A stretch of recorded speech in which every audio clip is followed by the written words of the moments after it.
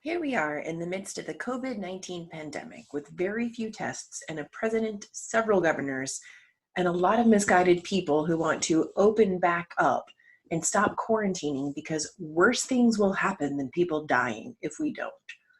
So let's talk about the economy, what it is and what it isn't, and why conditions, not deadlines, as well as helping individuals is the best thing to prevent economic collapse.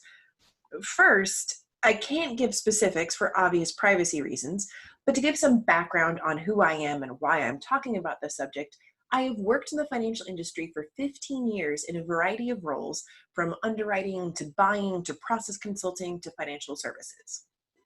So let's talk about the economy.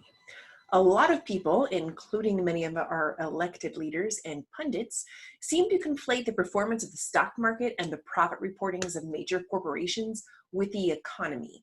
Many of these large corporations have outside tax shelters, buy back their own stock because they want to maintain more control, and report losses while paying their executives massively and their employees well enough to get them to stay, but quite disparate from their directors and above.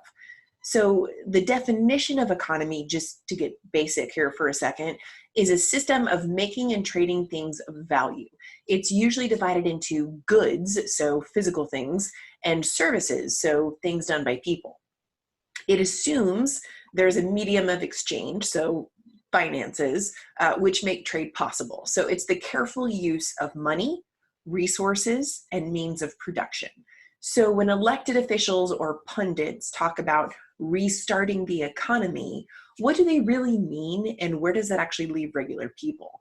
And by regular people, I mean small business owners, contractors, gig economy workers, employees. So the truth is, unfortunately, most Americans were actually living paycheck to paycheck before COVID-19. Most Americans actually in retirement, per data from the 2010 census, were actually living at around 2,000 a month or less. So the stock market has had numerous ups and downs since its creation, and those ups and downs happen at varying degrees. Some plunged down and took years to come back up. Some were dips and came back within a few months. But the point is that corporations in the stock market have been through a lot, and they can survive a lot, and they always rebound. As of yet, there is no way to bring people back from the dead. So why does that matter? Well, in addition to the societal and decency aspect, there's actually an economic impact. If people, regular people, are making money and feel comfortable with their financial standing, then they're spending money. They're doing that trade. When they're spending money and they're producing goods, then we have an economy.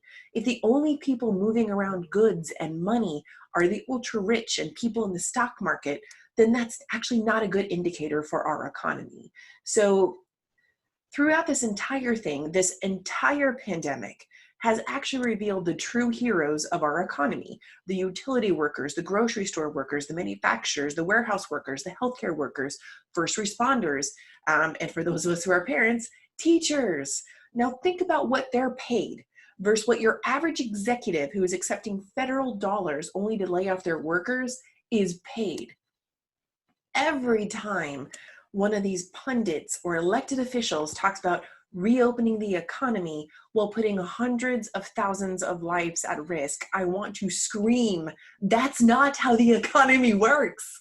The economy is our people, and if they are dead or unable to work, then we don't have an economy. This isn't rocket science.